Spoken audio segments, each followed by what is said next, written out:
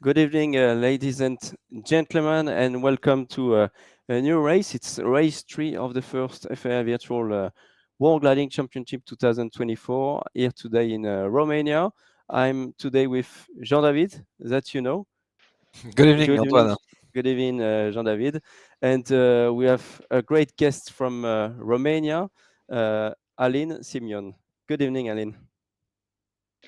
Good evening, everyone, and thank you for flying in Romania and for inviting me to this competition. Thank you for being here, Aline. So we're gonna have a great task tonight, but maybe we can have a look first of all at the results from race 2 that took place in South Africa in Kimberley a few days ago. So first place was Ryan Woods from Canada, flying at 135 kph. He actually flew on the second server that took place, I think, at 1 a.m. Overnight. So that was a great show from him actually, because he was really the first one on that server and on all the servers as well. Then second was Zoltán Varga from Hungary, 134.4 kilometers, and just behind him Ronnie Lindell.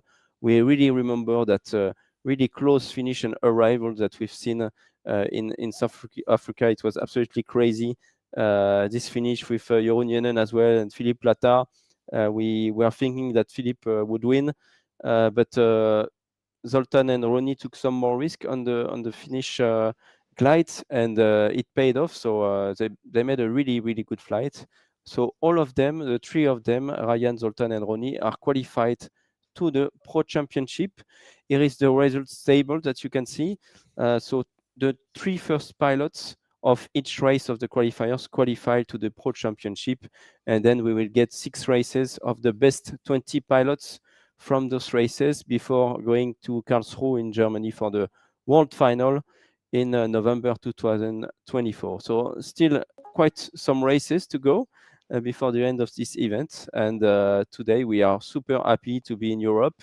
We are trying to go in every continent of the world, and we chose to go to Romania because we've been to quite a lot of countries in Europe already with the virtual Sailplane Grand Prix and so on. And it was a good time to try to find something else.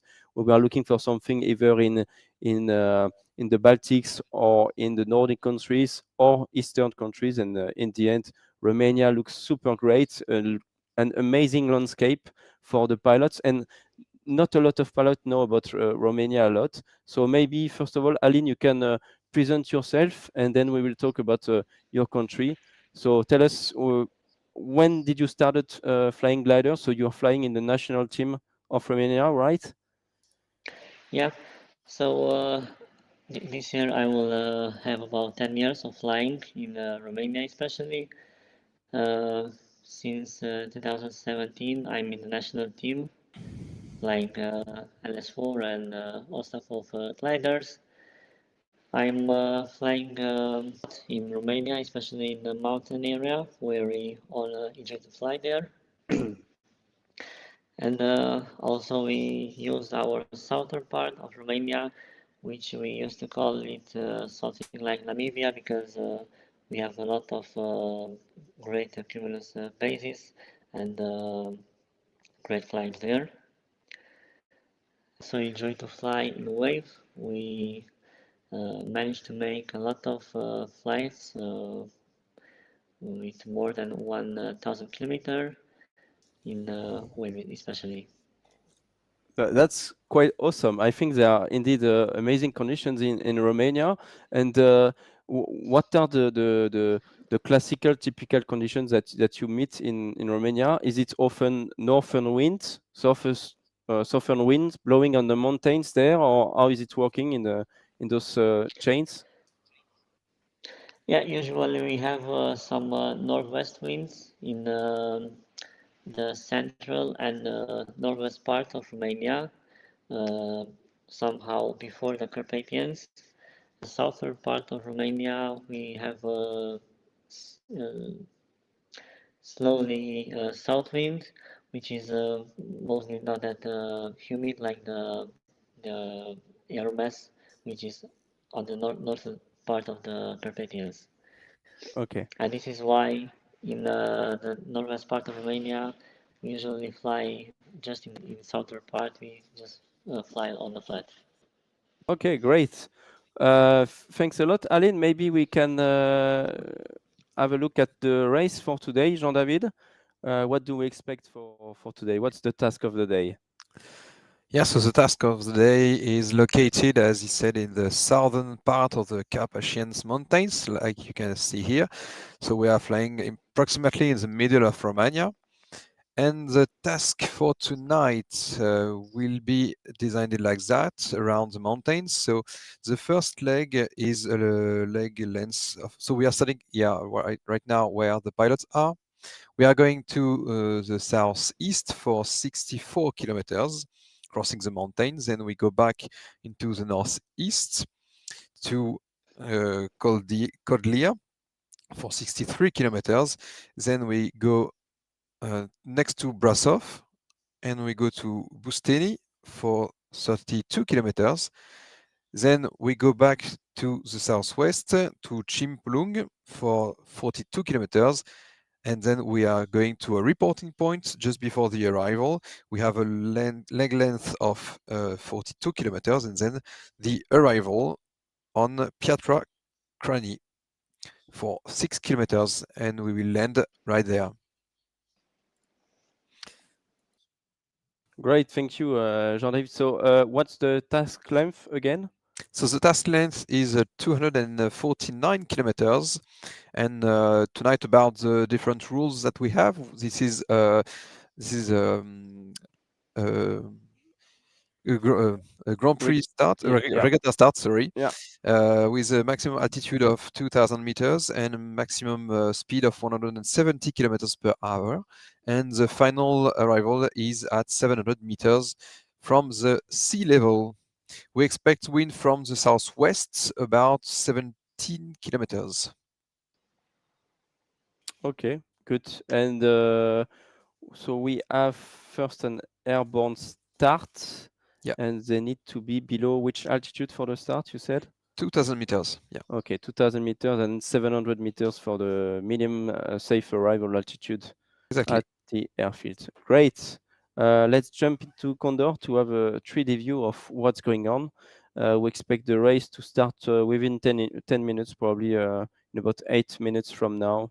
Do we have a number of pilots connected on this server tonight already? I can check that as well. On QNAM right now, we can see that we have online 108 pilot, I guess, on the top right of the screen. I think this is the addition of all the servers. Yeah, we have 107 in this one and Okay, at least 2 on the second one. Yeah, perfect. It yeah, will be really dense. yeah, yeah. Indeed, and all of them are flying the same task, which is not usual. On which class are you flying usually, Aline? Mostly in the club class and standard class. Okay, and which gliders? I flew a lot with the LS4A and Discus 2A, Okay, and also Yantars, the old Yantars. they're We all still good use them. Jantas. Yeah, we I still use love them them. as well. Yeah.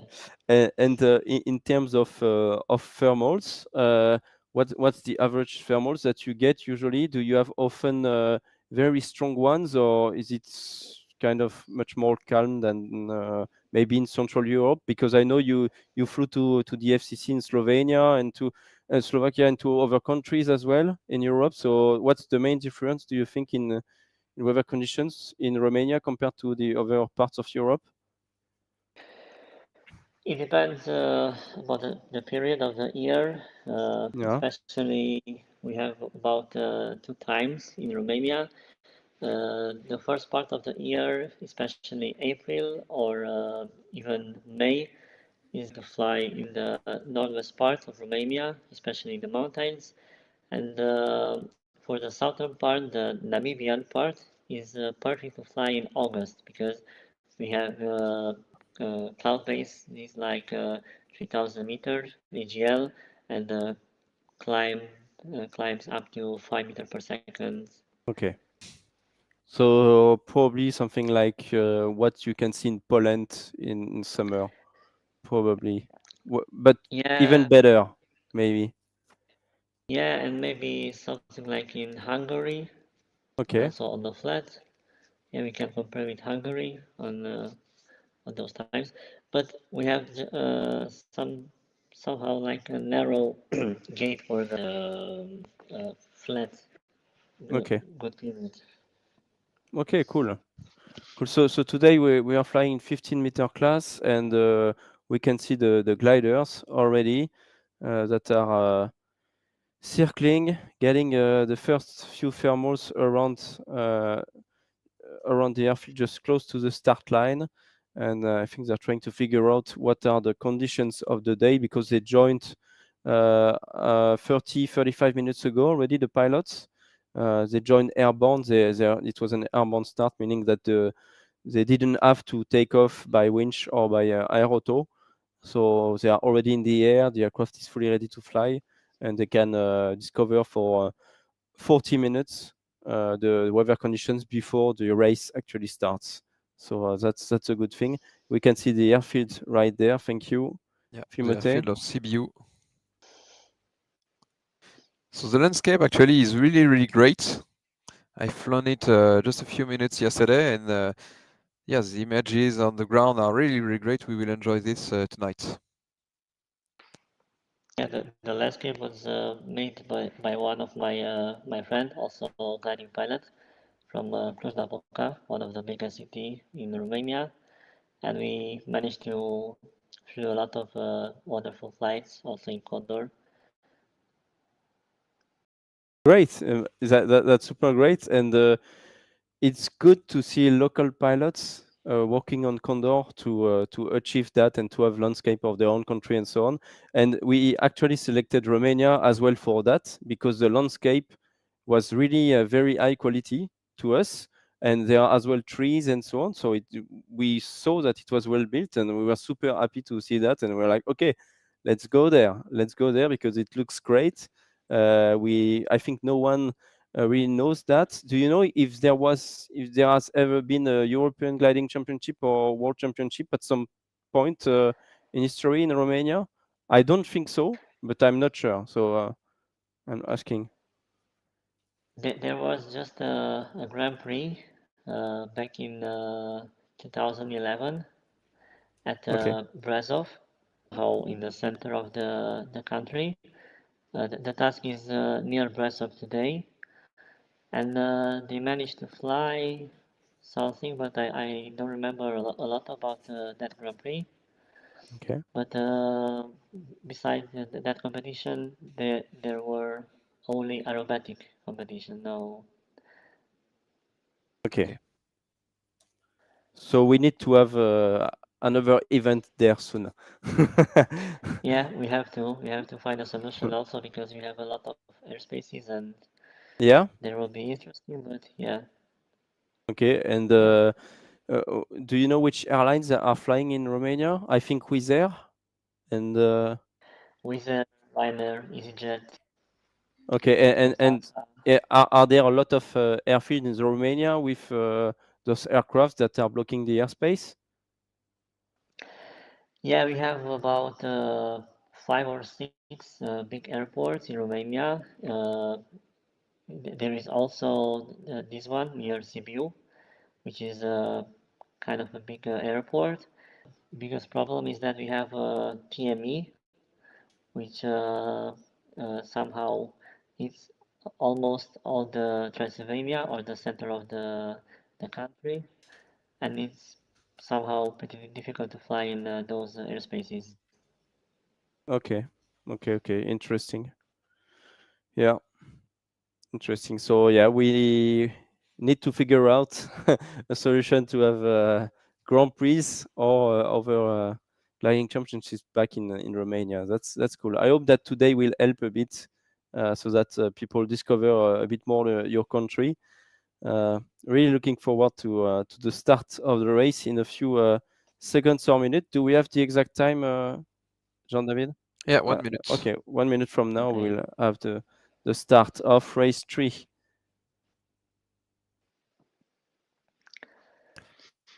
Yeah, all the pilots are getting ready. There is another chance to be qualified for the Pro Championship. Only 3 pilots will be qualified tonight. And we already saw great names will take their chance to be qualified. The fight will be hard.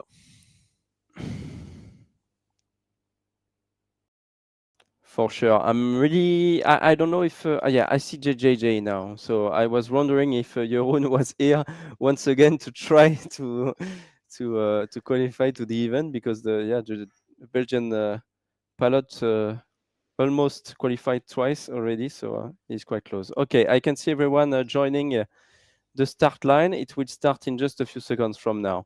So let's focus on the start. 9, 8, 7, 6, 5, 4, 3, 2, 1, go. The race is on. Let's go. We can see all of the pilots there crossing the line. They are widely They're spread on the line. spread on the line, indeed. And I've seen Oscar Niner, I think it's Franz Schwedzweger from Germany, who missed the start, had to retake a new start. He was too early on the start line. Frank. Yeah, we have really great contenders on the first line. We have Joran Janen, JJJ, Philippe Lata, PLT. We saw Frank miss the approach on the start line. Who else do we have? Uwe Meltzer a bit behind. Brian Stinekens. Very good. Benfest is here too. BF. Arne Martin, AM. Sean Churchill, Sierra 19.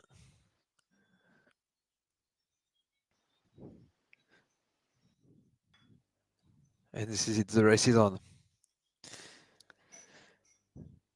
Awesome. So a few cumuluses are on the way here already. How many kilometers to go to turn point one, Jean-David? To turn point one, we have 64 kilometers to go, so 60 kilometers left already for Jarnen. Okay, it will be interesting to see if everyone has a GS3 or not. I like so there are no handicaps, no handicap and so on, but they can fly at full wing loading as well. So they will probably go for the highest wing loading, and probably GS3 in 15 meters as the best wing loading. And maybe, Aline, looking at the screen right now, when you see what Jarnen is facing, what would be your choice at this moment of the race, just starting?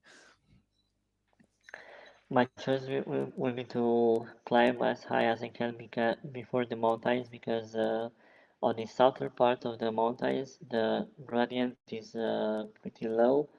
I mean, you can get in some difficult positions maybe, and I will somehow use the valley which is in front of us, but remain slightly on the left side of the valley.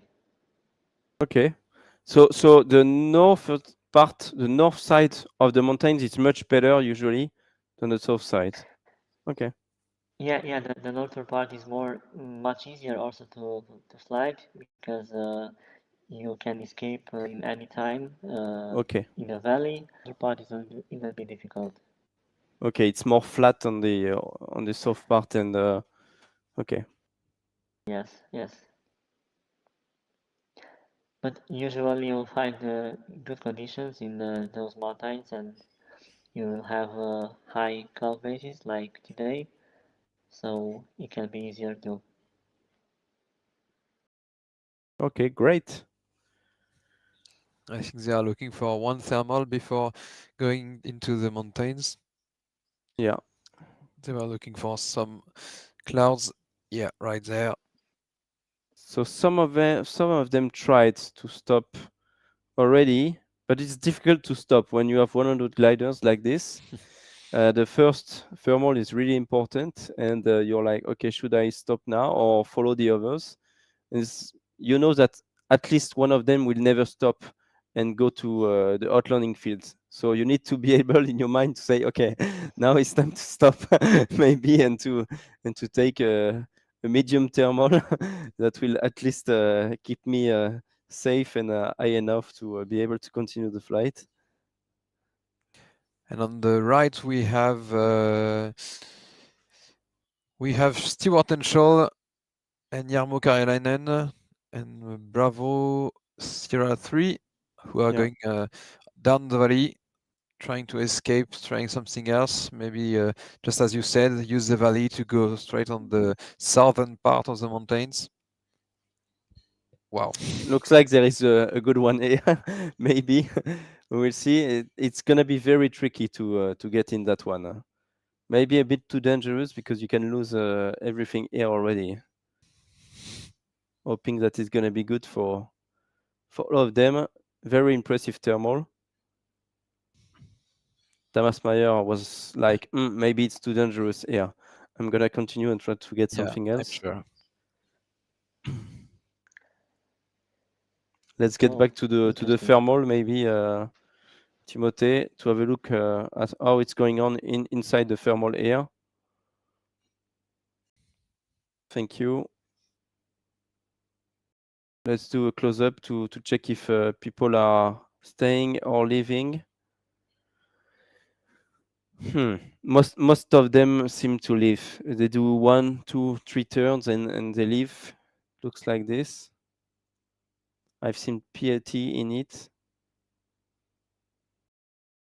Rick van der Voer, Philippe Plata. Okay, he left as well. That's interesting. Yeah, this is another chance for him to be qualified. The finish in South Africa was so close. It was amazing to see, and I hope that Philippe will get this chance tonight to be qualified, and at least giving us a short arrival, just as the last time. That way, we will be very, very excited at the end. It will be really amazing.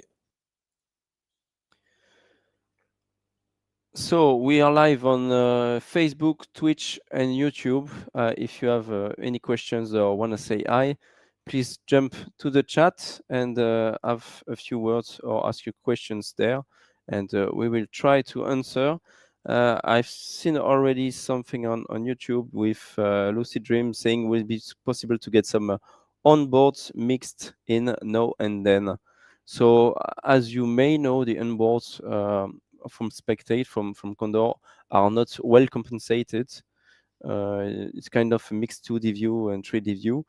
But we try to get on board from other streams. So some pilots are streaming the race as well online, so we can kind of take that and show you from time to time what it's like from the inside, especially when they are thermally. It's quite interesting. So we'll try to do that and to add that. Don't hesitate to ask your questions along the race. Yeah, and if you want to support one of the pilots, maybe you can just send us a message. We'll try to see where he is and giving his altitude and his position to give an update of his race. Right now we are with Eco Yankee, Yanis Straff. He jumped onto a mountain and I saw the valley which is closing up in front of him. He is in a difficult position. I guess I won't be happy to be there in real life. Yeah, it looks very difficult to get there, to get out of there. It's not the most easiest part of Romania to fly through, especially this part of the mountain. That's the reason why I said that it will be a good choice to climb before the mountains as high as you can and jump as far as you can because the ridge part in those mountains, especially with this wind, isn't that good. Okay. Yeah, exactly. So the wind is coming from the southwest, approximately, yeah, just approximately in front of you right now from this image. So the mountains that they are using are not perfectly perpendicular to the wind, so it is not that easy to use. And with a lot of small ridges perpendicular to the mountains, so parallel to the wind. And I think they are trying to find something pushing up, but it is very difficult. Two group of pilots right now, one on top of the ridges on the left. Maybe they've stopped a bit earlier or they've flown slower. They arrived higher on the mountain and they will be able to use the mountain better, but I'm not sure. And then the other group on the right, on the middle of the screen right now, are going straight to low ridges, maybe more perpendicular to the wind. We'll see.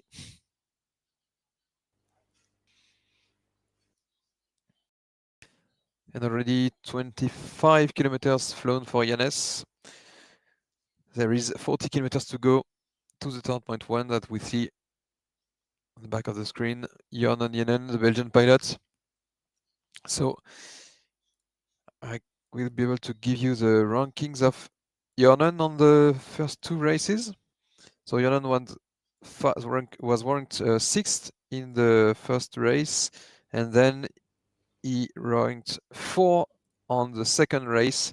So really two great scores, but not enough to be qualified on these two attempts.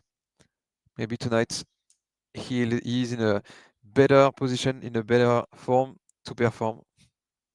And we are with Thomas Meyer. Yeah, Thomas Meyer, he flew quite well as well for the Yeah. past two races. He was for quite some time ahead on both races. So he will try to qualify tonight for sure. Great flying from him. He was the fourth pilot on the race 1. So great performance also. Nice. And Aline, just let's talk about your season, next season in 2024. Do you have any competition upcoming? Yeah, we should take Previta as the first competition this year. For us, is somehow like a tradition to fly Previta, and we had some pretty good results there. Yeah. And after that, we will have a team which will be present in the World Junior in Poland. Okay. And after that, we will end the season with the Senior European in the Czech Republic at the Tabor, where we were also in 2022, Okay. flying the World's Juniors. And we will have also our competitions, which will be held in May and August, if I'm right. Okay, that's pretty cool then. And will you fly the same glider for the entire season? Same club, same class, or No, theoretically, I will start the season with the 2A in a 50 okay, meter class at okay, Previta. It will be my first time there flying a 50 meter class glider. And after that, I will train for the European Senior at Fort Tabor, I mean, where I will fly again the LS4A okay, Club Class. yeah, okay, cool. That Yeah. sounds like a very good plan.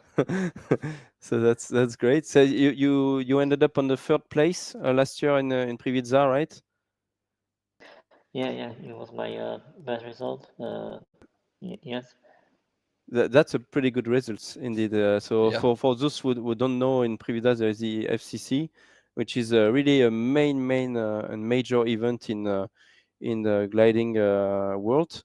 It's not an FAI award or European, but it's kind of the same with the same level of pilots joining to do this event. It's a kind of a pre-season event, we should say, because it's in May, I think, April or May. Yeah, late April.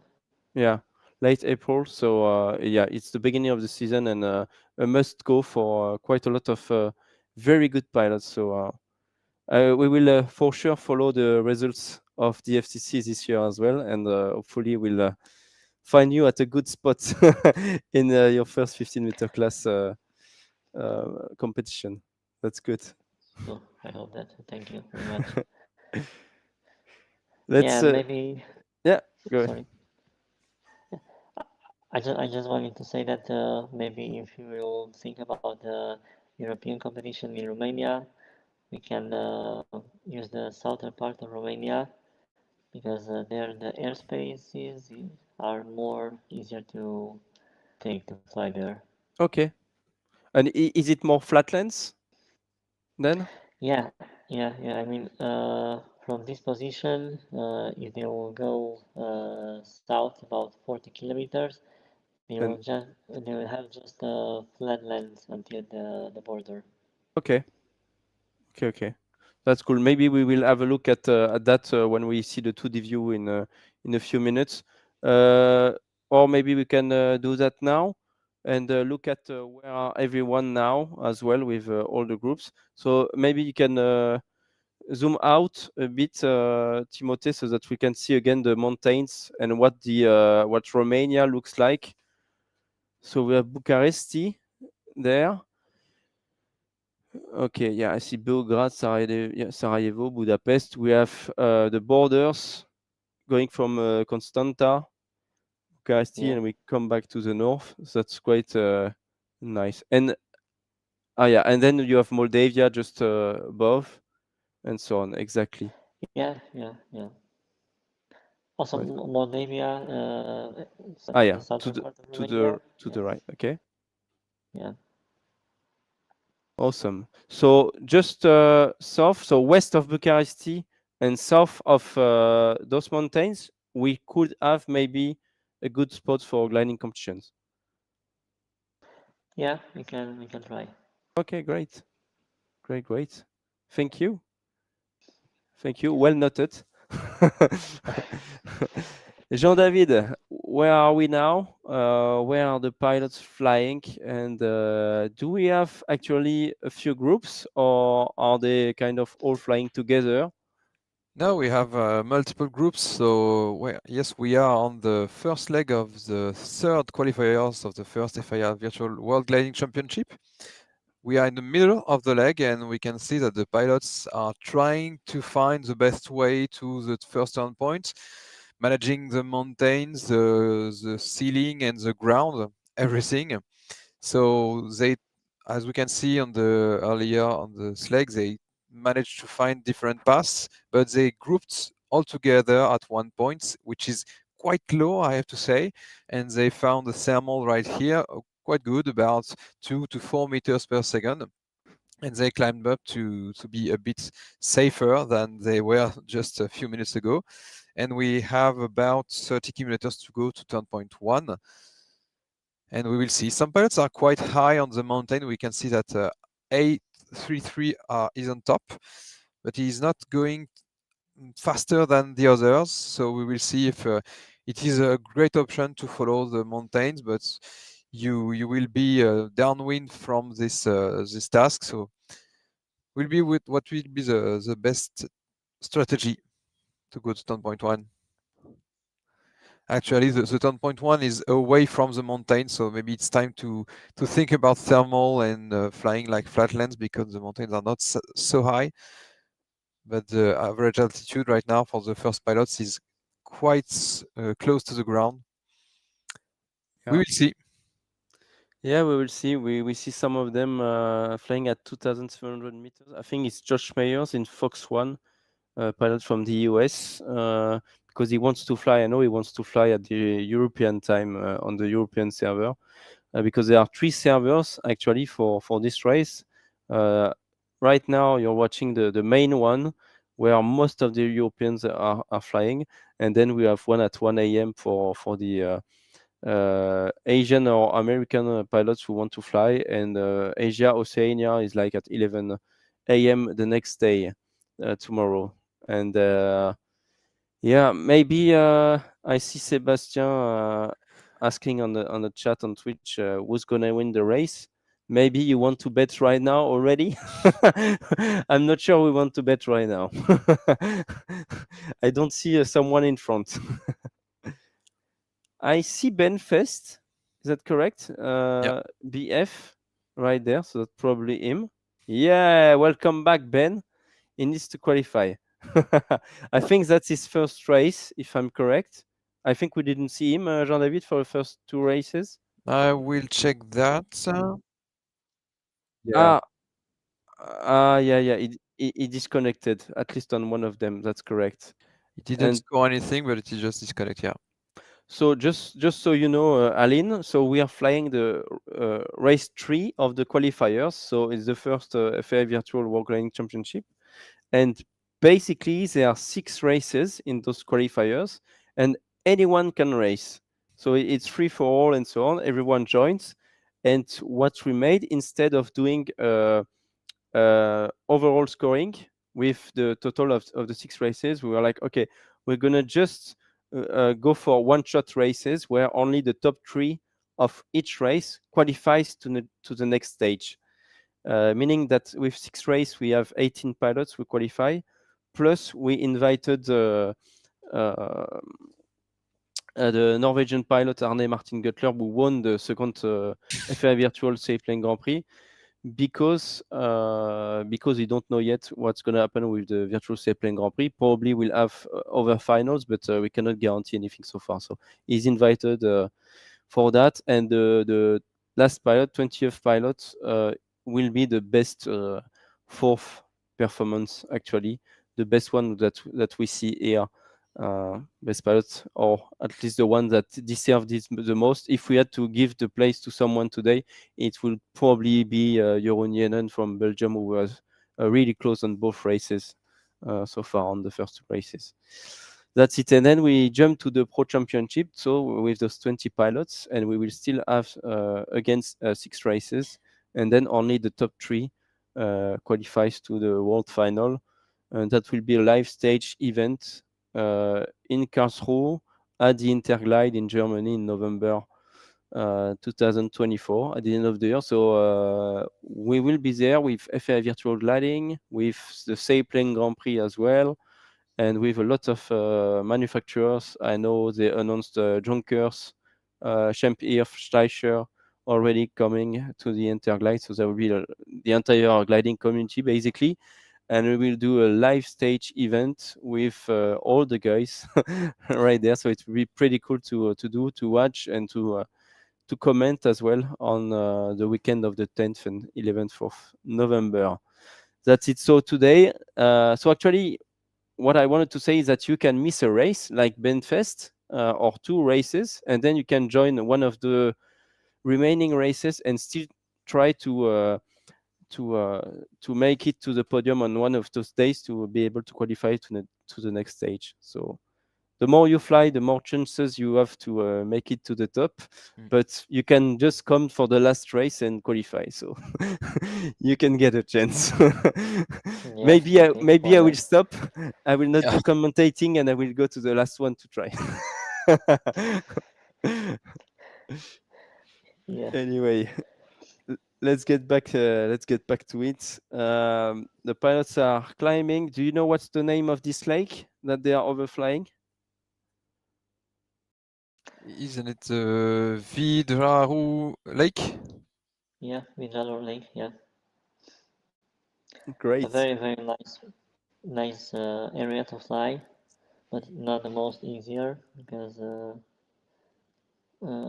the outlanding fields Mhm. are so narrow, or they aren't landing fields. And finally, some pilots discovered, or they used a small ridge on the right, leaded by Benfest over there. The ridge is perpendicular to the wind, so it is easier. And we just above me, look at that. There is a plane on the map. This is funny. Taking What? the satellite view. Oh yeah. Oh, that's amazing. That's amazing. Look at that. There's a Sorry, plane flying on the map, guys. I've been distracted. I saw that. What is this? Sorry. Very good one. Very good one. So they are using a small ridge in the southern part of the task.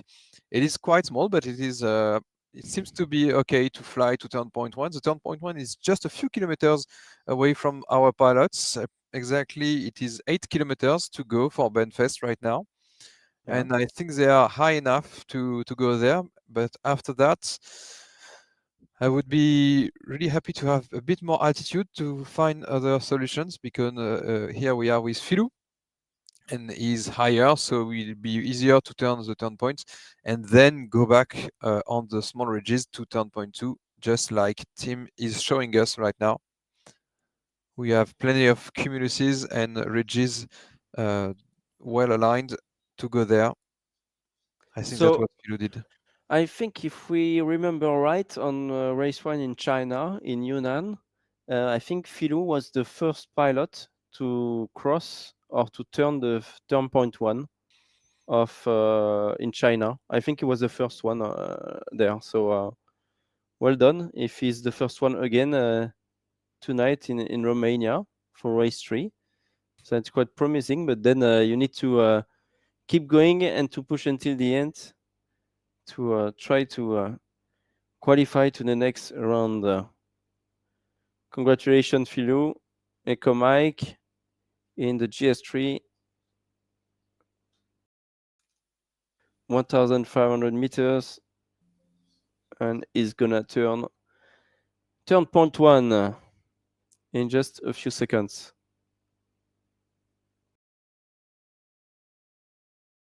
We see another pilot just behind and obviously way below. Do you have the name, Jean-David? Whiskey 22, Jim. Right there. We have GGG above him. It's going to be difficult for Whiskey 22 behind.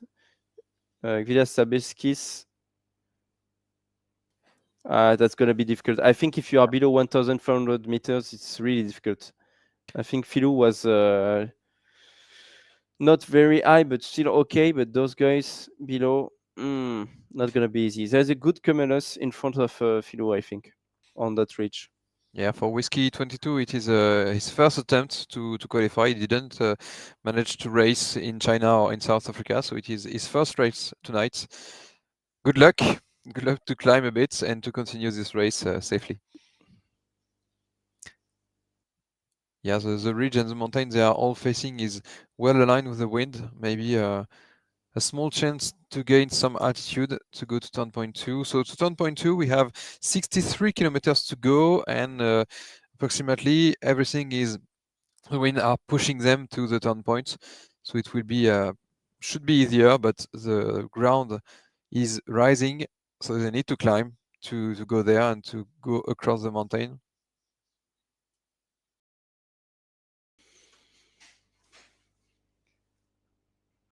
Philippe Capferrer in a GS3, so we see a lot of GS3. I think there are only two Dianas and one Ventus 3 because the wing loading is way too big for a 50-meter class glider on the GS3. It's absolutely crazy what you can load up in that glider. So obviously in the game it's the best one at in 15-meter class. We were obviously ready for that. Norbert Kies from Hungary, very good glider pilot from Hungary, Norbert, really good guy as well. In the GS3, always flying safely and really much appreciated by the virtual gliding community as well, Norbert. So that's really cool to see him tonight again. I'm sure he can win one of those races and qualify for the Pro Championship. He has the level for that. Mialik Nos is compatriot from Hungary as well. Two very, very good pilots here from Eastern Europe. So that's really good. Flying at 200 kph at 1,600 meters, just south of the Carpathians Mountains in Romania. Very good. And that's really interesting because it seems that they are not going straight to turn point 2. They are going full east, following the small mountains, and maybe they all have a strategy to go up there with the mountains. I think the cumuluses around are not that great. No, on the left, I saw that. Yeah, Yeah. I think it's a and this bit one is dead. difficult, and Okay, yeah, they are kind of dead just right here, and they are crossing that turn point at the wrong moment, I would say, and maybe that would reshuffle the cards again, and maybe those guys that are in front will be in the back of the race in a few minutes, and the guys behind will uh, will be able to move forward more quickly. It's going to be very interesting to follow. Usually those mountains will work better in good days, but now that they aren't looking that good. Yeah, yeah, exactly. They are weak ridges today. Not a lot of good thermals so far, so they will need to pick something. And we see a ground speed of 200 kilometers, but they have some wind pushing them in the back. They are fully loaded at 60 kilogram per meter square, and so they are probably flying at 180 kph airspeed, and that's not a lot. That's really not a lot for what they have in the wings. So it means that for them, they already accepted that it was not easy today. Looks like a difficult day with very variable conditions. Can we have a look at Fox One? Is it easy, Josh Myers? Fox One? yes, Yes, it is. that's Josh. Great. So welcome back, Josh, from the USA team. He competed to one of the virtual sailplane Grand Prix as well. Well, to quite some of the qualifiers and to the world final, I would say. Very, very good pilot, Josh. And he's with the Lithuanian pilots, Gvidas Zabecki, JJJ. They found the holy thermal that will take us away from this tricky situation where they are low. Jonan is joining them really, really low compared to the ground level, 200 kilometers, arriving in the thermal. And just as expected, all the pilots who were in the same situation are trying to join, trying to find the same thermal, and some of them are really, really low, not able to take the thermal. They need to climb along the mountains before joining and before cycling. What a difficult moment for them, or for the lowest pilots at least. It will be really difficult in a few moments when a lot of pilots will join the thermal. The goggle, it will be dense. So right now, Vidas is in good position. So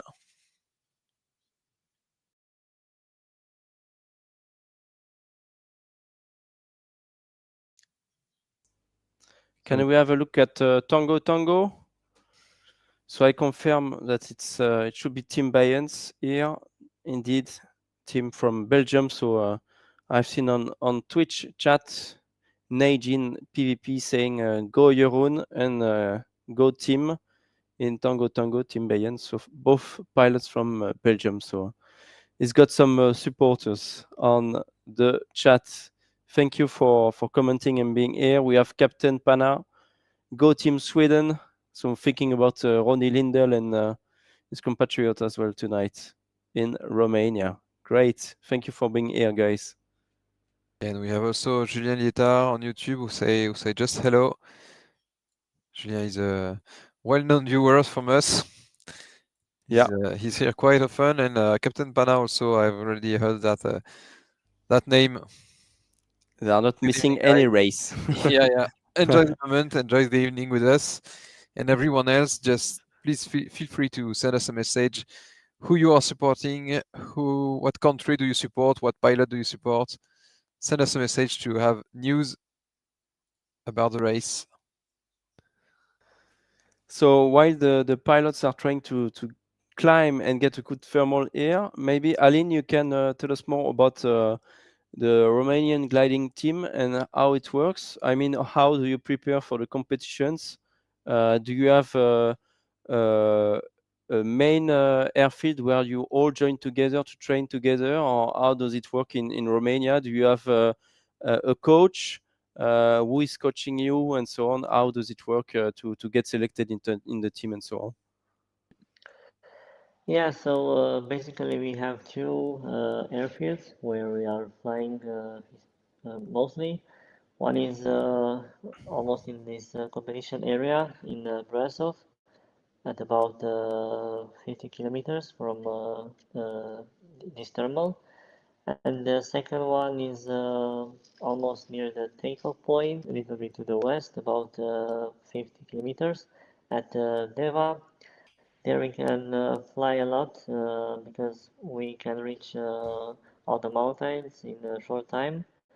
And we have a coach, which he used to fly also in a competition about some years ago.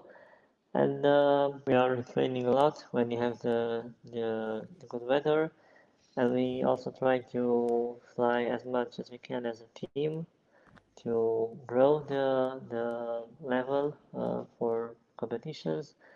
And how you can get to the national team, we we participate at the national championship each year, and from that championship, uh, the best positions in each class are selected for the national team and also for the junior national team.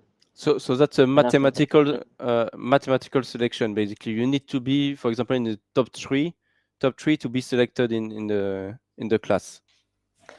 yeah, and we also think matter about the IGC number position, and about two or three other things. But usually we take into account the national championship position. Okay, cool. And so you train on both airfields, and is it like a mountain? Um, do you have mountain stages to one of those airfields and a kind of flatland training on the other airfield, or how does it work?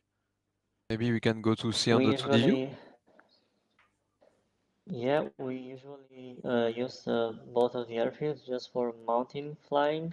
Okay, If you want to train for the flatland, we just use the southern part of Romania, where we held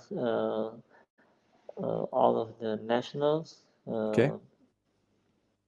for the last years. Mainly, we fly in the northern part of Romania in the mountains because there is more interesting to us, and it is a little bit more difficult in some periods of the year. Okay, interesting. And So, we usually on the map, can you say again where they are? So you said 80 kilometers away from the thermal. Is it south for the one of those airfields? Yeah. know from the second third point, you just have to go a little bit to the east, Okay, east about of this. second third point. Yeah. Yeah, so is Brasov. Okay. Okay. Yeah, that main airfield for training, and the other one is Is okay. yeah, that So one. And so you need yeah, to sorry, zoom out, Timothée, and go back to the start point, of course. and then we go Yeah, west from the start point for. You said what was the name? Deva. Deva. Yeah, Deva. Ah, we can see Deva here. So Deva, and there should be an airfield here. Okay, yeah, great. there. Okay, so Yeah, that's those places. Great, great, great. yeah, Thank you. yeah. Awesome. Welcome. Yeah, so indeed you Yeah, are using quite a lot Yeah. this part of the mountain, actually. Quite a lot. Wow. yeah. From we are flying almost in the competition area in Fagarash Mountains, where we used to fly a lot of wave, and Okay. also on the northeastern part mountains up to the Ukrainian border. Okay. And from Deva, yeah, we used to fly a lot in northern side of the mountains, in where you can find a lot of beautiful spaces to fly there. Great. Well, thank you for the explanation. It was really interesting for me and for Jean David and the Yeah, viewers. of I course. think because yeah, we don't know anything about Romania, gliding there, and how you train and so on. So yeah, thanks a lot. Really appreciate it actually. So thank you. Welcome, and thank you too for inviting us. So we are back with the Lithuanian pilot, Gvidas. He's right now not leading the race because we have Zulu uniform Zulu, but his Zulu uniform Zulu is lower, he's down the valley, he's trying to go, he's saving himself, I guess. Yeah, Nicolas Barra. I think it is his first race with us tonight, but right now he's flying low and not really quick. And yeah, thank you, team. So we have few strategies. The pilots are spread into, I have to say, 3 groups at least. We are with Filou right now. He's going north from the mountains you can see here. You can tell if I am wrong on the name, Aline. It is Laom. No, those mountains are Piatra Craiului named, Okay, so and this is the correct name. I won't try. So some yeah, pilots are I think on that the north. Yeah, sorry. yeah, I think sorry that this is the best solution for this task to fly into the western part of the Piatra Craiului because you can use also a little bit of the ridge, and there you can fly a lot of thermals because there are a lot of rocks on the upper side of the mountain. Yes, it's very interesting because just looking at the wind, I would have tried the right part of the mountains, like just Josh Meyer right now. But actually, the variometers are not that great. I don't think they've climbed all along the mountains, and we'll see if Filou on the other parts will gain some altitude. I think they are expecting something from the cumulus they have in front of them. But I think the situation is quite tricky, but because we can see that the pilots are quite close to the ground, they need to avoid the hills Yeah. to make their pass. It is JJJ Yarnon. He had to avoid the ridges. He tried to find something just before going to the next cumulus. And Filou try something, but -5. That's tricky. Yeah, Not to the right that's side. what I really see that is not usual compared to the previous races that we've had is that even with one of the pilots here, they are not really big gaggles and a lot of like 2 or 3 group of pilots. It looks like they are kind of all trying to find their lift and so on, and all flying all alone, which is really not usual from what we see usually. Yeah. So there is one small gaggle that is being created here, but only a few pilots. I see Josh Meyers today being in a very good mood, in a very good position, and attacking. And looks like he's taking some good options. So far, so good for Josh. So I put him in my top 3 for the day Mhm. so far. What we are doing now is that we are going to turn point. The pilots are going to turn point 2, which is right there. But as you can see, just right to those pilots, we have the finish line and the reporting point. But before they will need to go to turn point 3 and turn point 4. That will be much further away. Thank you. Maybe Exactly. maybe Timothy, we can just have a look at the 2D view because the map speaks by itself. We can see that the pilots are not following each other. It's just a huge mess. They are all Yeah. trying to find something. They're trying to find the best energy lines.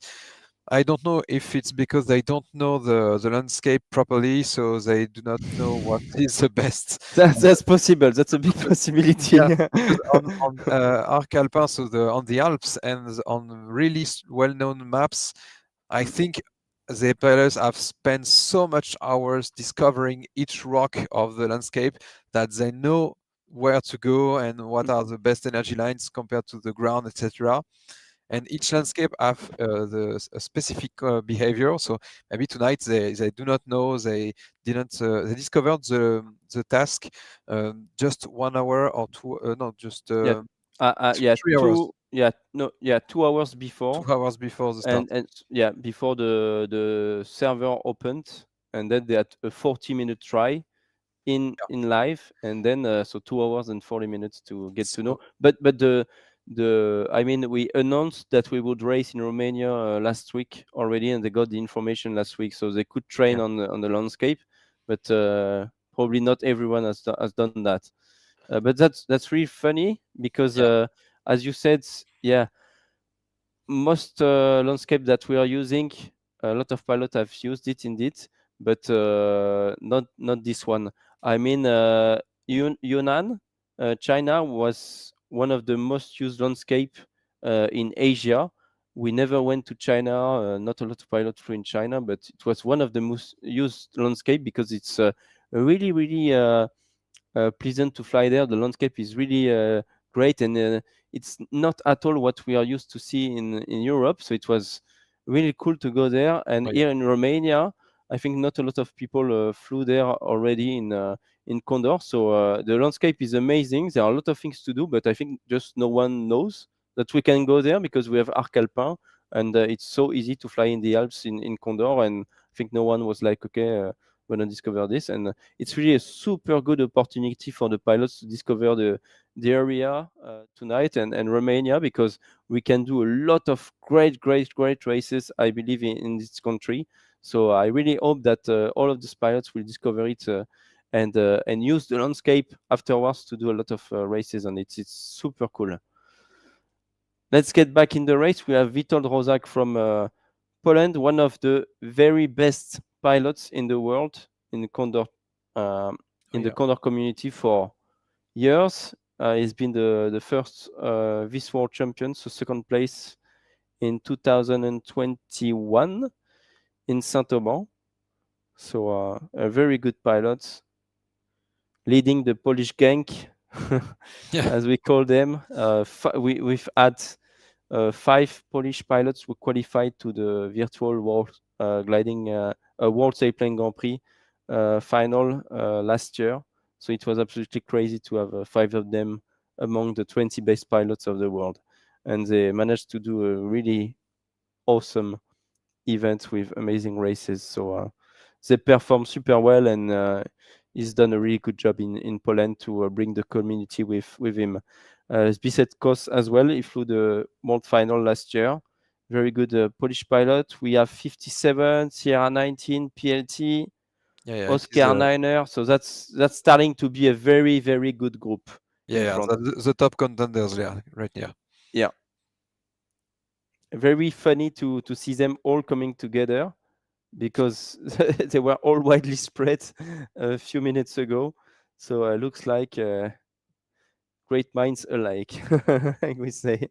Yes, Tim, can you show us a view from the side so we can compare the different altitude a bit? Because I think that JJJ is quite well placed. Yeah, he looks high with F1. Okay, 1,700 meters. Vidas, yeah, Yeah, he's doing yes, a good job so far. exactly. I think he will go to the turn point directly. Paul Foster also 1,600 meters, 200 kilometers per hour with a Cumulus ahead, Cumulus in sight, and Nicolas Barra trying to survive while being really low. I hope you will find a great thermal to get up there, not taking too much time to climb. And we are arriving next to Brasov. The turn point is located onto the city of Kodlia, just in the west of Brasov. And there is an airfield next to it. I don't know if it's a military one or if it's a civilian Y- field. Aline, can you say? Yeah, it's just a civilian one, and from last year there is also a new airport there, and from Gimba, we also made a lot of wave flights Mm-hmm. because we can fly to the mountains in a very short time, and from there you can enjoy the wave flying. That's cool. I really love the landscape that I see here. It's really lovely. I love the mountains and the flatland and the fields. Is it easy to outland in Romania? Because I know, for example, in Poland and in parts of Hungary, the fields are really small. Uh, because, for example, in France or in Germany, you have much wider fields to outland. How is it to outland in Romania? It depends again from zone to zone, but in the Okay. southern part is it's so easier to outlet because you uh, have fields even Ah, one okay. kilometer by 1 kilometer. But Okay. here in the competition area, for example, the south of the Kodla point, there is almost no landing field, Okay.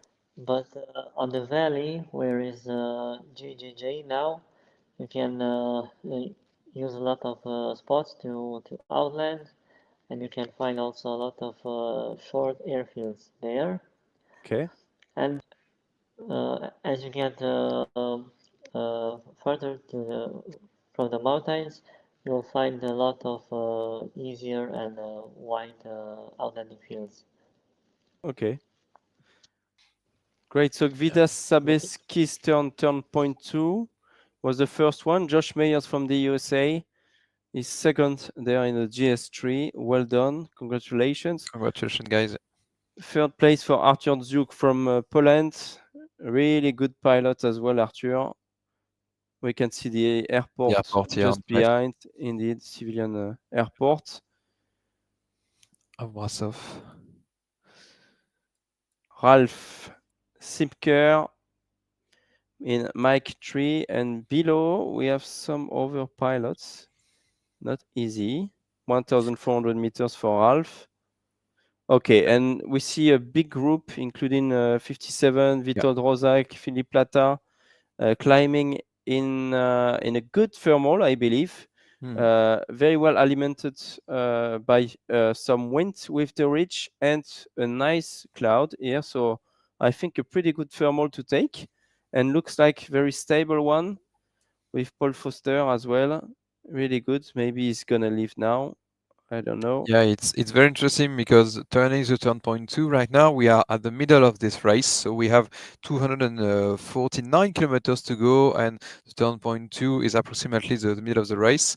So the first three pilots already turned the turn points. So they are leading the group right now. The first three places have been taken, but there is plenty of kilometers to fly.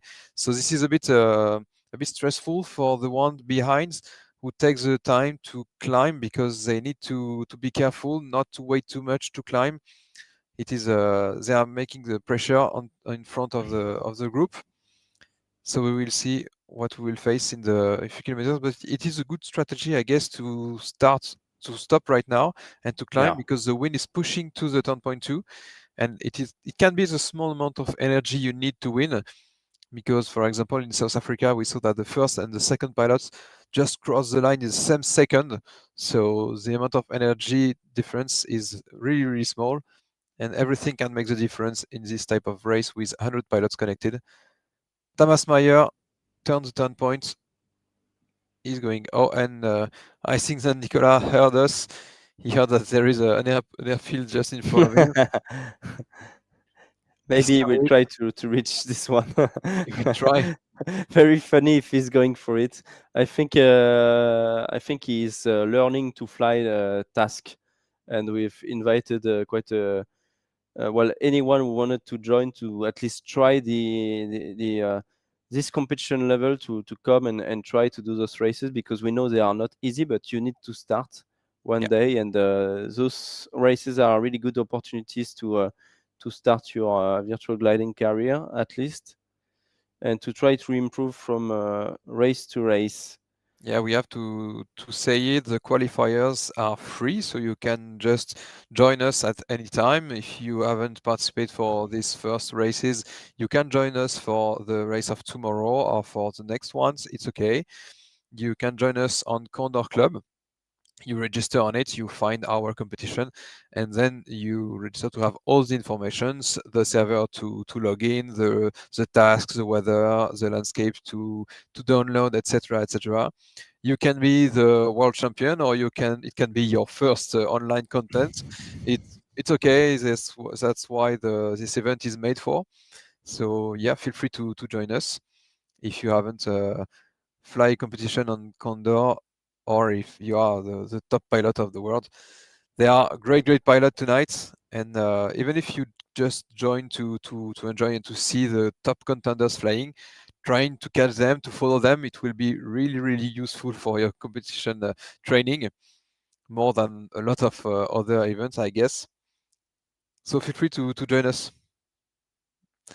Thank you for the reminder, Jean-David. Indeed, it's for everyone, and everyone can learn from others and from their experiences. And you need to build your experience when you start flying, especially online. So we are back between turn point 2 and turn point 3. Some pilots are trying to stop to get high, because what we've seen so far is that almost no one is stopping really.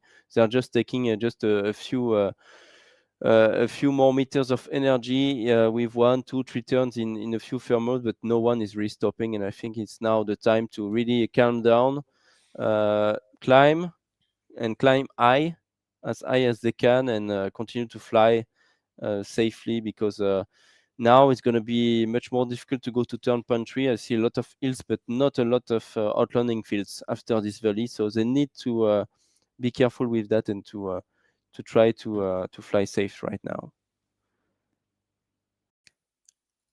The good thing as well is that they can really see what to expect for the reporting point and the finish glide right now. They've seen the airfield. They will fly just next to the reporting point and the airfield, and they will know what are the weather conditions as well in 40 minutes or 1 hour maximum from now. We expect a race that will take approximately 1 hour and 45 minutes for today. Same for tomorrow. Slightly longer than the previous ones, but that's gonna be really good. I think in 30 minutes they should arrive. 30 to 40. And it should be difficult for the pilots who are climbing next to Brasov, because in front, Gvidas, Arthur Duke, and Fox One are pushing hard. They found a great thermal. I guess they are well placed for being on the top pilots tonight. And Yeah, but just after that, really strong pilots are joining. Thomas Meyer, Sean. It will be tricky. but nothing is done yet today, and there are plenty of kilometers to cover to join the finish line. Everyone can fall in a hole and get stuck somewhere with all those hills and mountains. I see that the top mountain here is at 2,500 meters. So it's not going to be easy to pass over it to go to turn point 4. So there is quite some challenges ahead for the pilots, and that's why really I believe it's time to climb and to be careful with your next moves, because then you will not have a lot of options to cross that big mountain there. And we have a message on the chat. Nijin PvP, he asked if JJJ disconnected, but no, we just seen it a few seconds ago. He's flying. Is between the turn point 2 and turn point 3. I guess he turns the Yeah, yeah, thank you. he turns the turn point 2. He's joining the others on the group to turn point 3. And maybe you can we can have some news of TT Tim Bayens, who was flying next to him. Okay, so he's below Philippe Plata. So Yeah. the Belgian pilots are right here. What do we have? Okay, Philippe is right there. And who's behind close to the turn point 2 right now? Just to see the followers. Okay, Uwe Meltzer. And then behind we have Xin, 8 kilos. So that's okay. Arne Martin Guttler is right there, but no pressure for him. He knows he is already Fine. qualified. We have Richard Badam in RPB from the UK. We have Ted, Lima Sierra, Emmanuel Cartier, Eco Quebec, And Eco 20. I can see Ben Fest on the 2D view. Maybe Tim, if you do a 180 degrees, we will see him. Yeah, on the right. Oh, he's looking Okay, for a small cumulus right here. He's not that high. no. He needs to climb quickly to catch up the first 3 pilots. And maybe, Tim, we can have a look at the average speed right now, because we've flown already 130 kilometers, maybe 150 kilometers for the first pilots, and we are 144 kilometers per hour until now. And we have about 7 pilots around the same average speed, the first group, and then the others after that. So yeah, depending on the altitude and the amount of energy, it will be really, really short, because the average speed are approximately the same. JJJ will place on top of this thermal.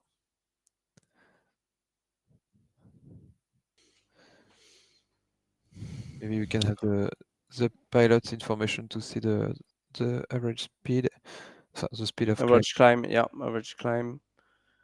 That's good, but 142 kph is not bad because we are far from the finish glide, Mm. and that will improve drastically the average Yeah, speed that's great. for sure. Great. Yeah, we can see the reporting points here still. Josh Meyers is climbing well, but yeah, not very stable, but still looks like something quite good. Let's wait a bit. Seems difficult to handle this thermal.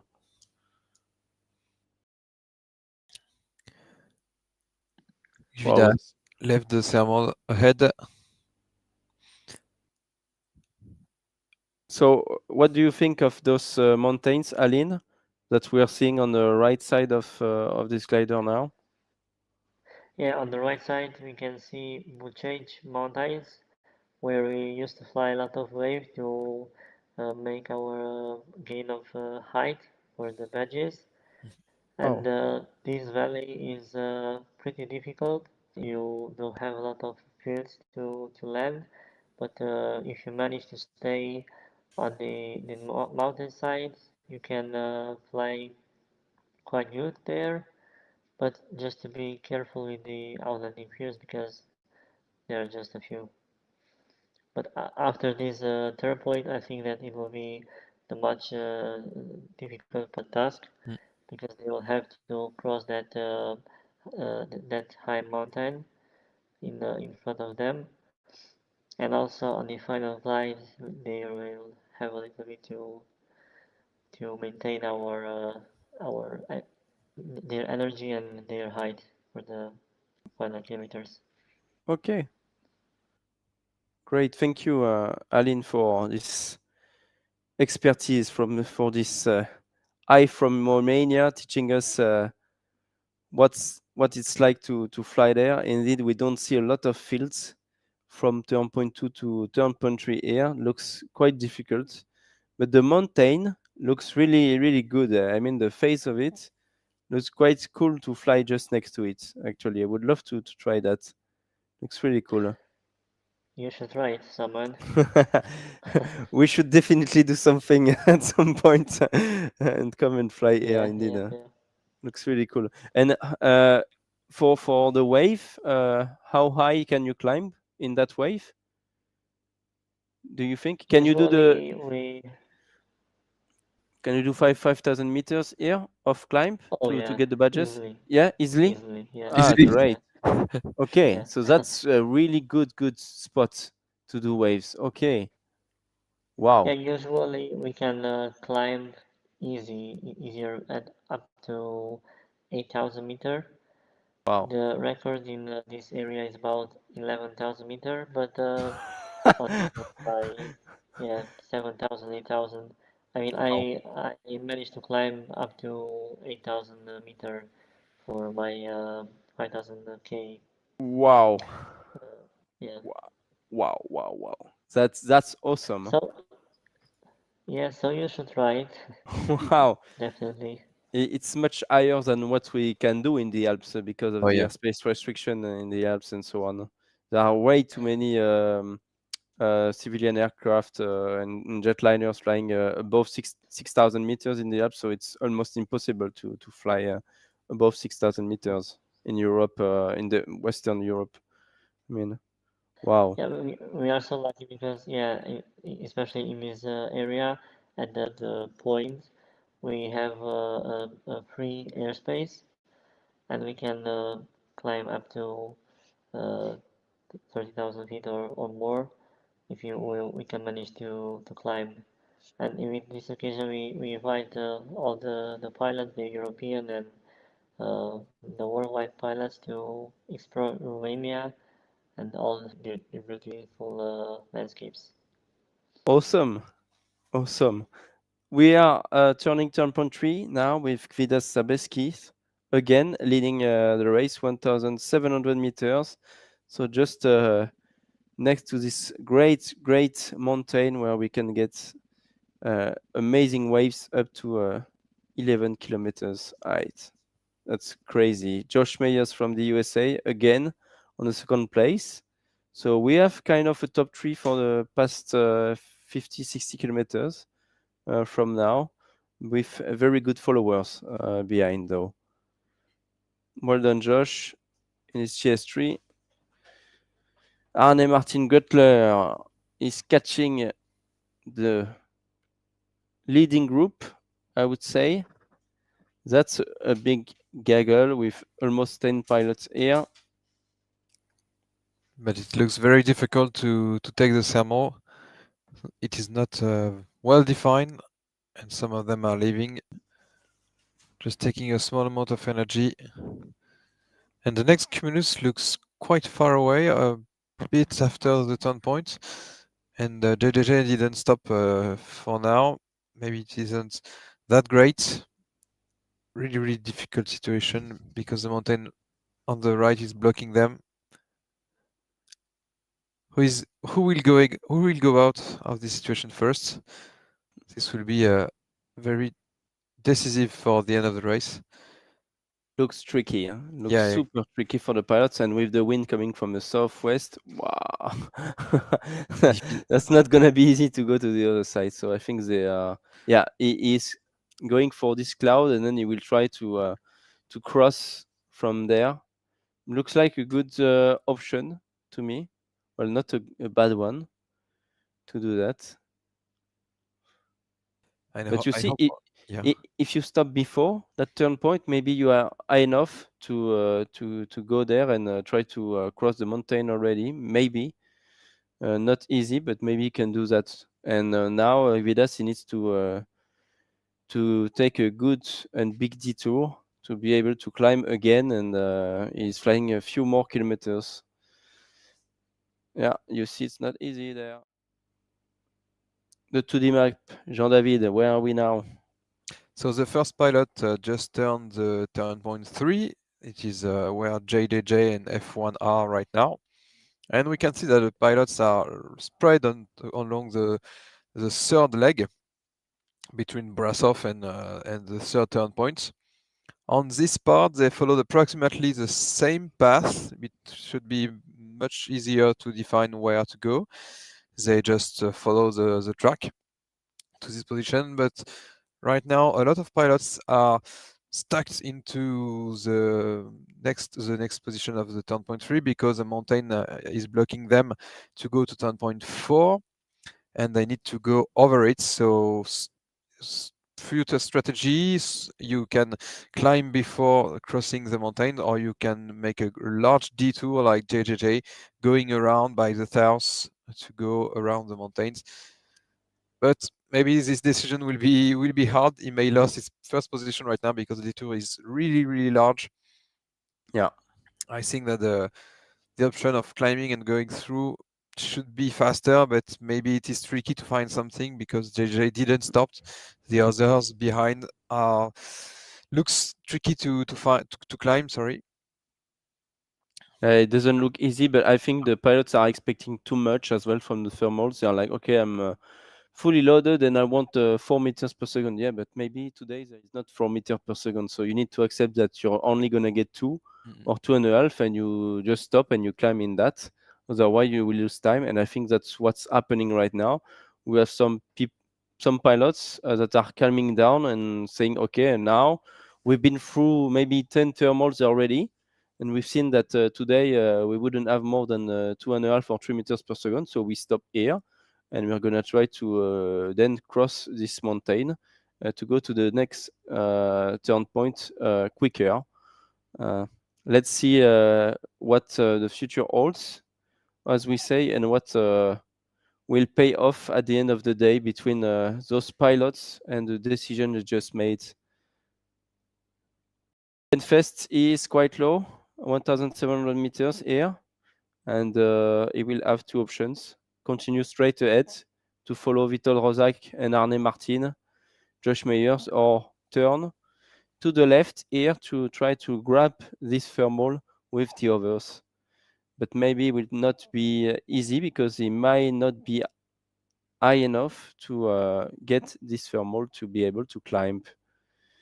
Jannes Staff in EY, very well placed. We have 57 leaving to turn this turn point, and he will try to get over this mountain, maybe, hopefully, but I'm not sure he's high enough. I don't think so. And another difficulty is that the wind is pushing them away from the top point and away from the mountain, so it is much more difficult to go over it. Vidas here. That looks difficult. Huh? He's thinking. He thinks down to a cumulus, down the valley. But he went through at least 3 cumuluses from the turn point 3, and it didn't stop. So I don't know what he's doing. Maybe expecting a better climb ride than he faced. I don't know. Maybe it's time to stop because the ground is going closer and closer to his wings. Be careful. Adam following. Difficult situation where Adam is right now because he's low. He tried to catch up the leaders, but with a lack of energy. Don't mess this. Don't go into the trap. Be careful to you end this race at least. But it should be difficult. Back into the gaggle who stops before the turn point 3. And now we are with Arne Martin. Arne Martin is doing something. Okay, he's looking for cumulus for a thermal, and that's very interesting because a pilot like Arne Martin taking so much time to find a thermal, it speaks by itself. It should be really difficult. And look at that. One turn, he didn't climb. He's trying. I think they are overloaded. They need to get off and offload some of the water they have because they don't fly fast enough to keep 60 kilos per meter square. They should really unload and go to 55 or 50 kilos and fly in what we call a European weather. I mean, we don't have 5 meters every day, and we need to get along with what we have under our wings. We are not in South Africa anymore, so the pilots they Oh, need to wow. understand that. Thank Wow. thank you, Tim, for this 2D view. Look at the way they choose to go to turn points for. It is really amazing. We didn't design this race to go there, actually. Yeah, I mean, what a mess that is. I'm really looking forward to see Alpha 33, PLT, Yeah, and those guys in the thermal just next to turn point three to cross and just catch them from above. mm, I think that's gonna make such a big difference between those pilots going southwards and them who just waited patiently in that thermal. I mean, really looking for that. We have some comments from Mark from time to time in the Twitch chat who is watching, and he is doing most of the task setting of our competition, and he's trying the task as well, and he's putting some difficult points from time to time, and that was one of the key points for tonight, obviously, and you can see it clearly when the people are missing something or not from that. So that's really interesting. and look at that. We are here with Philippe Lata, who will turn the turn point three in a few seconds.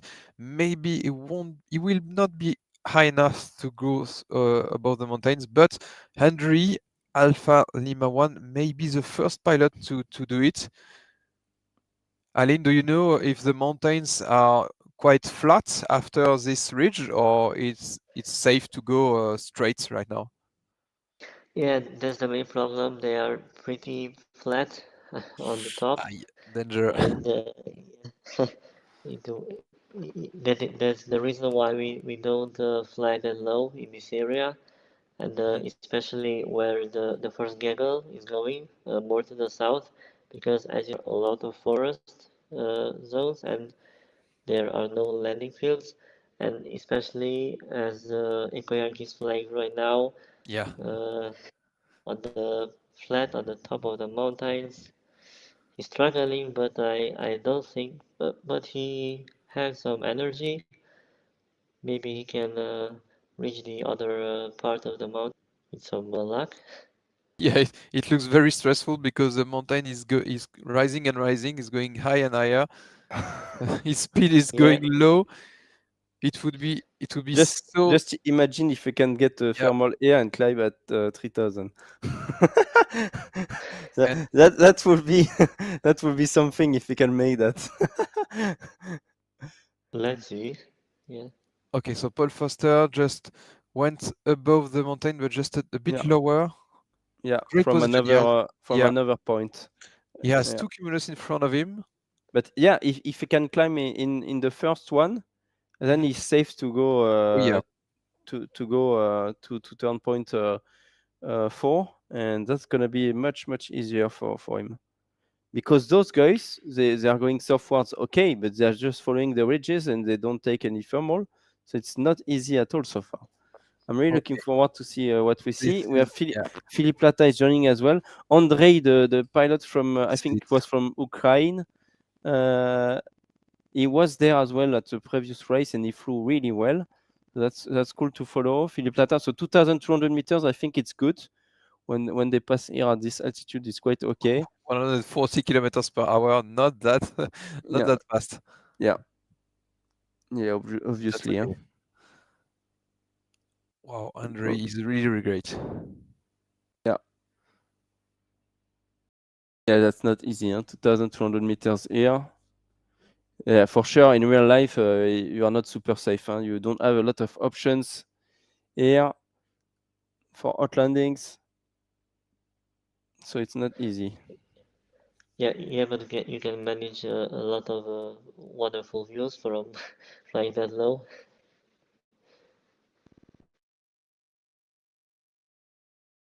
Yannick Staff is right there, climbing Eco Yankee, 1,900 kph. Okay, he's leaving right now.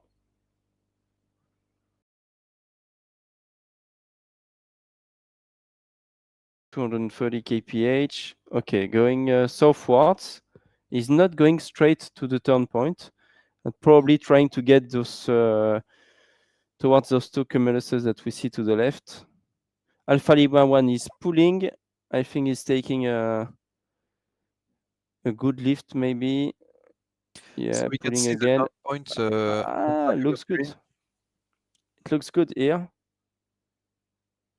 It looks good for Andrei. Not so bad. He's managing his altitude at least, and I think he can just jump over all of those mountains. Philippe Plata is going straight ahead. It's more difficult at this altitude, but at least he can do some ridge like this. Not easy, Aline. Huh? Not easy at all. You wouldn't do it probably in real life. No, we Yeah, wouldn't make it.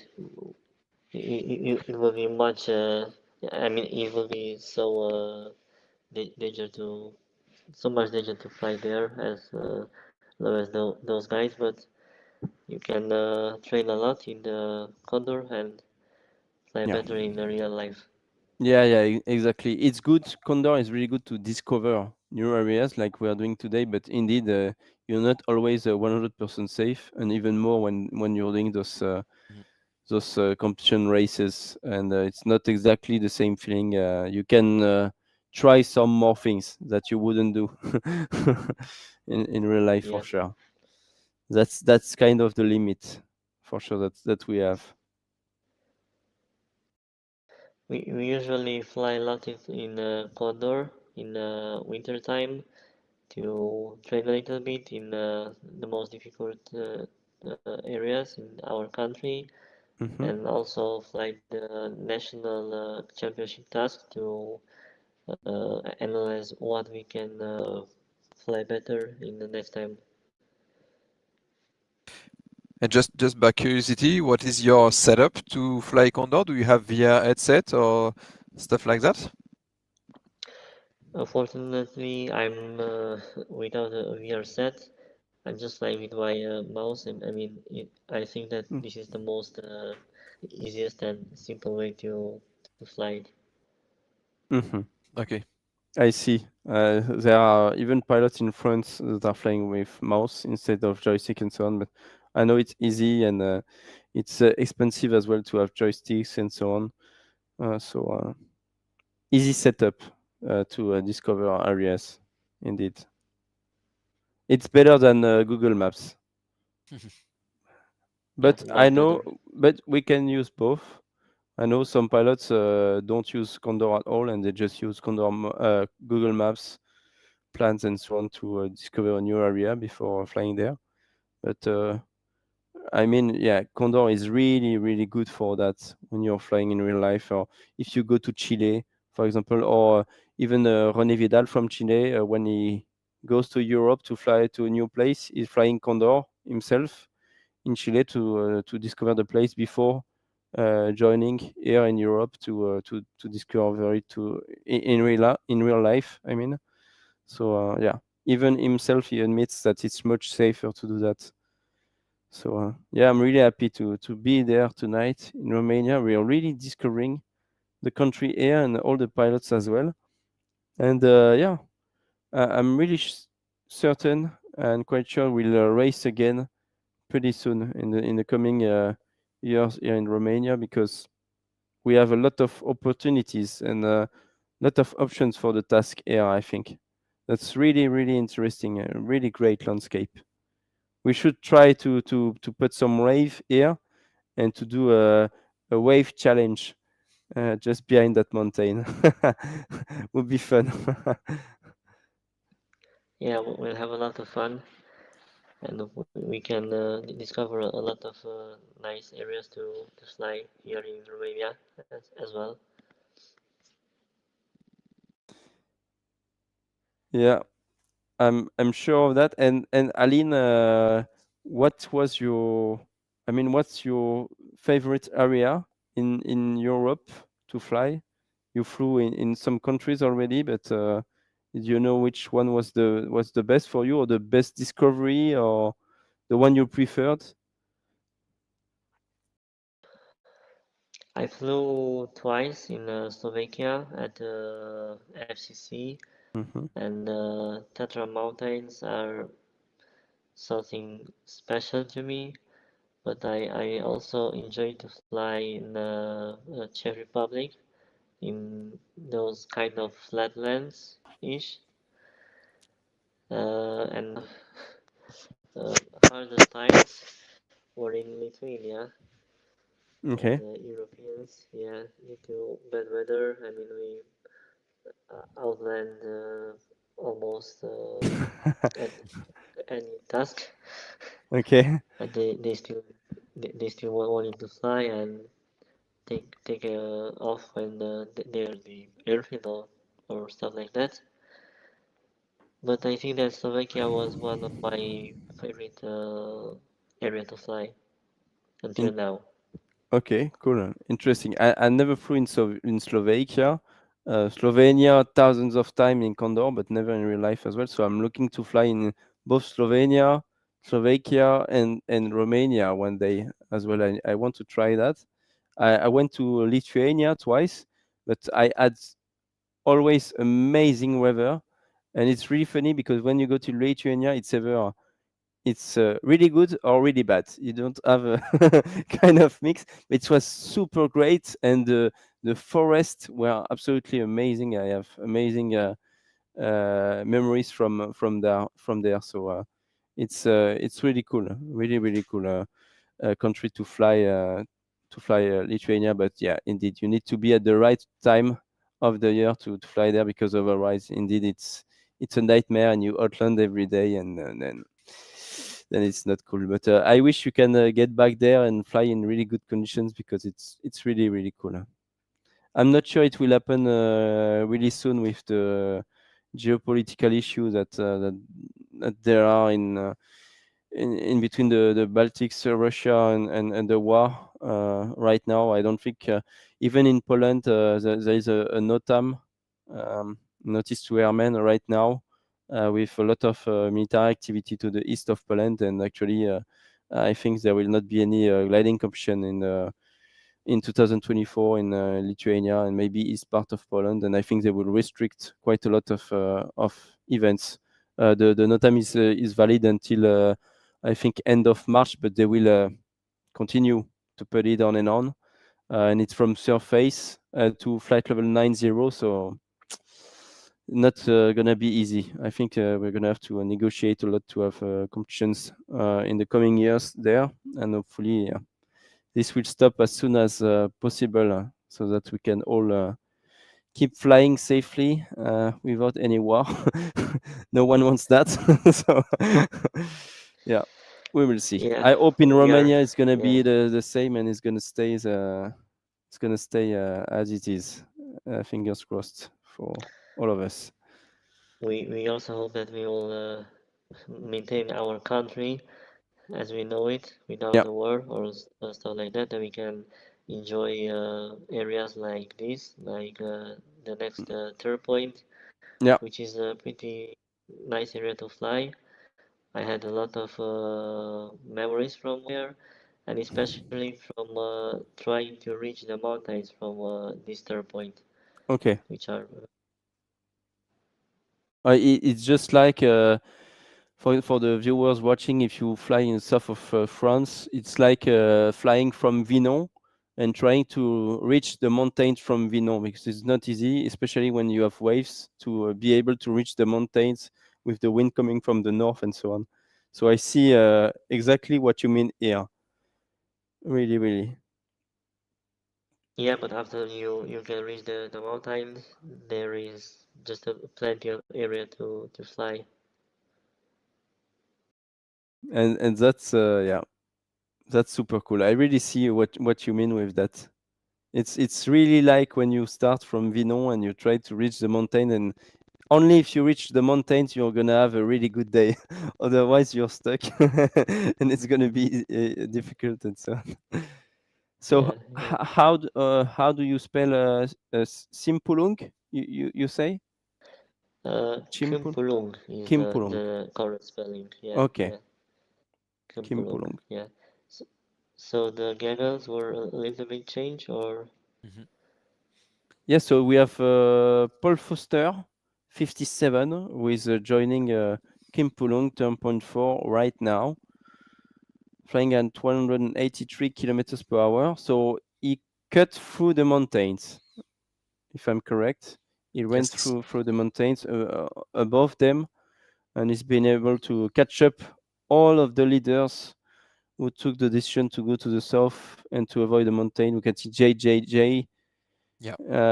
Witold Rozak, and Whiskey Romeo Whiskey that are falling 20, 30 kilometers behind. Very well done. And now he has the wind pushing him towards the reporting point, turn point 5, right there. Andre, very well placed. Echo Yankee, Philippe Plata behind, all well placed. I see Alpha 33, Arthur Duke, Kuba is there as well. Those guys are well placed. Oh, look at that. I think, Yeah. yeah, Kuba is going to be too low. I think it's going to be difficult for him to make it to the top 3 if we are looking for the reporting point and the finish line right now. But those guys, Alpha Lima 1, Echo Yankee PLT, and Alpha 33, they are super well placed for the final. Yeah. And we see Ralph And I see speaker. that Ralph, he was really, really great. Looking at the average speed, he was scored in the top 3, but unfortunately too low. He landed out, so he has to take another chance next event. So yeah, you can see that 131 kilometers per hour. It was on the top, but it was too low. Then we have 557 going to the next turn point. Paul Foster from UK, Fox One, Josh Meyers, and then we have Quebec 3. Yeah. I don't know who he is. Do you have this name, Antoine? No, I will have a look right now. Try to Oh, have a look I now. don't think he flown any race until now. So first participation. Ooh, he's low. He's low. Bit difficult for him right now. We have Ali, Ekoyonki, Philippe Plata. They are well placed. Okay, Yannis will turn the turn point around 1,600 meters. That looks great for them. So from this turn point to the reporting point, we have 41.8 kilometers to go, and just 5.7 kilometers from the reporting point to the arrival. They need to cross the finish line above 700 meters above the sea level. So this is the altitude written down below. We will see if there will be some penalties. So the airfield is 670 meters from the sea level, so they just have 30 30 meters meters above the above above the ground ground. level to cross the finish line. Indeed, it's kind of the same arrival as the virtual Sailplane Grand Prix. It's the same routes as the qualifiers.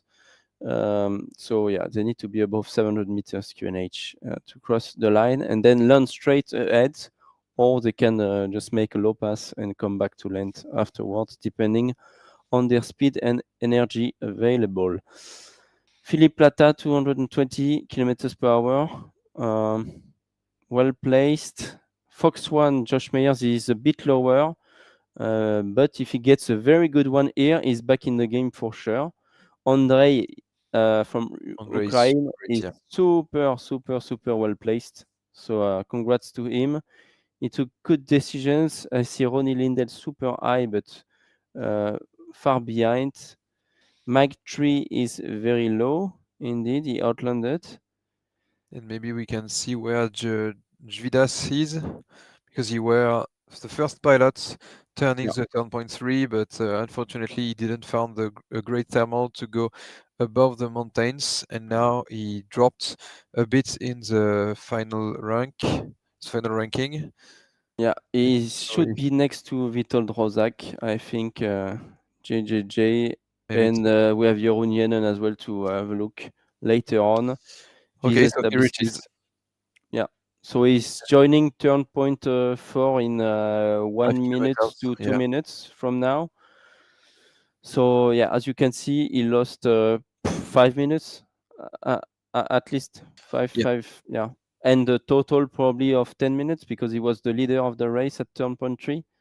So yeah, it cost him a lot not to wait and not to climb in a good thermal prior turn point 3. Benfest is turning the turn point just before Gvidas. Congrats, Benfest. Good race until now. It will be tricky to catch one of the three qualifying position. Yeah, But do you remember what how many kilometers we have between turn point 4 and the reporting point, Jean-David? yes, we Because have 41.8 kilometers to go. okay, so that's not long, but there are quite a lot of hills, and they don't. They must be careful. They should not fly too fast. Stay high enough, probably, so that they can do a good job for the final glide. Because then I think between the reporting point and the finish and the finish line, it's going to be quite easy.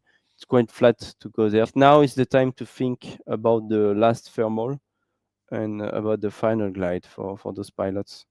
I think Arthur Duke down below knows that he needs to wait and climb safely. Yeah. Just as Thomas Meyer. Too low for the Wow. final glide. Sean Churchill, Yeah. super well placed. Uwe Meltzer behind. Frank. Frank Lerweger. That's good. Bisset Kos.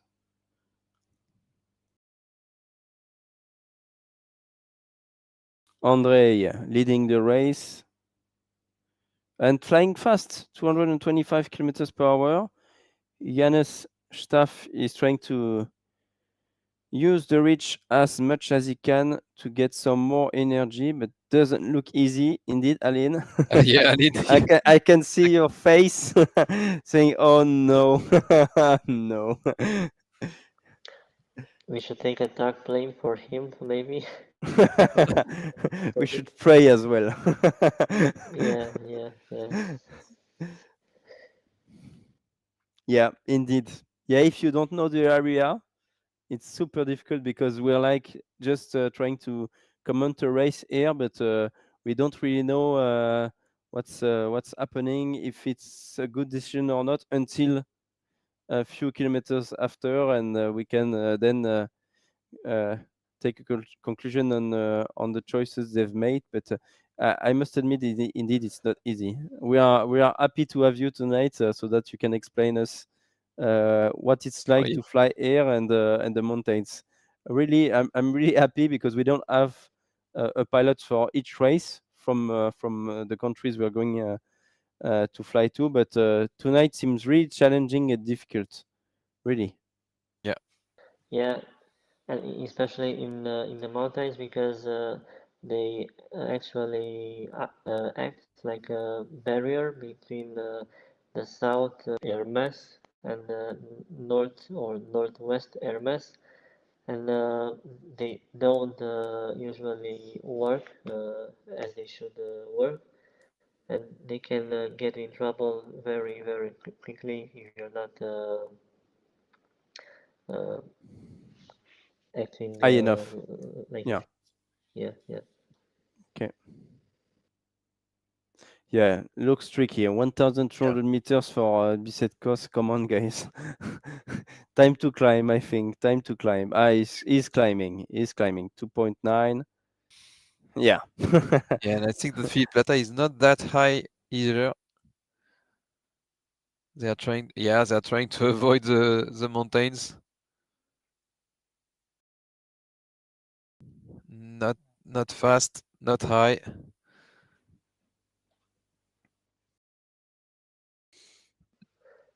I never imagined how it is to fly in such low heights in those areas.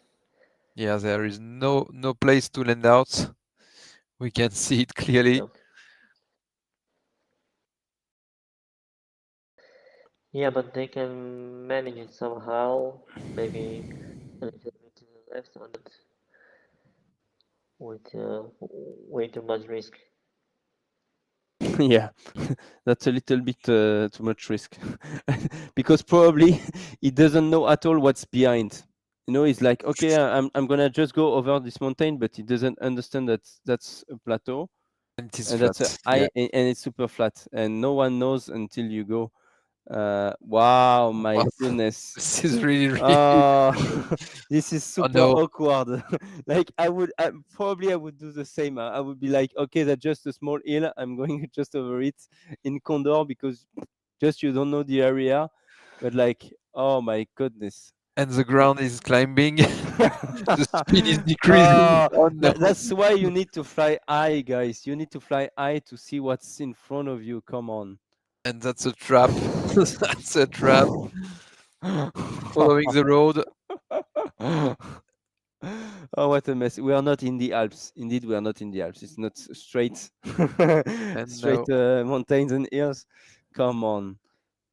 you have to So read the sign on the road, escaping on the left. Escape right Escape on there. the left. Oh, it's gonna be another reel with Mario Yeah. Kart there. Mario Kart music. Oh my god. so flying in Alps is a little bit easier compared to Uh, what you've yeah, seen here. yeah. It seems easier to me for sure. Yeah, yeah, yeah.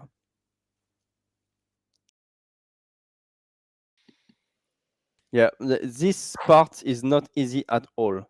Really not easy at all. You don't have this in Oh, the Alps. You don't have this at all. Yanes No. in the trap. Wow, PLT as well. They are all trapped here. That's super high, but they just didn't stop. They really didn't stop. Come on. And look at that. Uemelzer is high enough to go over everyone. Well done, Uwe. Well done, Uwe. And you see, it's 10:20 p.m. Local time in France here. So it's 9:20 UTC, and we started almost 2 hours ago, 140 minutes ago, Mhm. and we were like, okay, it's going to be 1 hour and 45 minutes, 1 hour and 50 minutes maximum for the race, and but they are making a lot of mistakes. So I hope we're gonna stay into that 1hour and 45 or 150. Otherwise, the guys on the other servers, we will fly later tonight, they will not make the same mistakes. I think they will not make those mistakes. It's going to be maybe easier for them. We will see what happens there, because yeah, And tonight it's super tricky, super tricky. Antoine, to be super clear for the viewers, if you participate to a race at one server, you can't do the Yeah, other race servers. Okay, yeah, yeah. you can't Meaning that join. the pilots who flew this race, they cannot jump into the next server or the server starting tomorrow to do the race and improve their scoring. They can't do that. Indeed. Yeah, just to be clear for the viewers who don't know Yeah. the few details on the rules. Philippe Plata, who is gardening, Yeah, yeah, yeah, which is difficult. 120 kilometers. The ground is rising. Oh my yeah, God, no, that's yeah. We said it would be difficult, but that difficult, I'm not sure. But the ceiling, I mean, is at 2,700 meters. Is it that difficult to stop and climb? I mean, Uwe Meltzer has done it, maybe. apparently. I think that Benfest is well placed too. I saw him on the left. Okay, let's look at this. Yeah, but the Ah, no, he's left. same altitude, but taking another route that is much lower, at least, and much safer. Let's get. Yeah, thank you. I wanted to get back to Alpha Lima 1 Andre at 900 meters, and he's escaping from there, but But it's not he needs to easy. climb. He needs to climb. He's at 200 Oh, kph. Maybe he can make it to maybe. Yeah, the 10 reporting kilometers. point. 10 Maybe, kilometers to go. yeah, I think he can make it to the reporting point and finish line. I think. It will be so short. It will be short, but I think he can make it actually by jumping like this.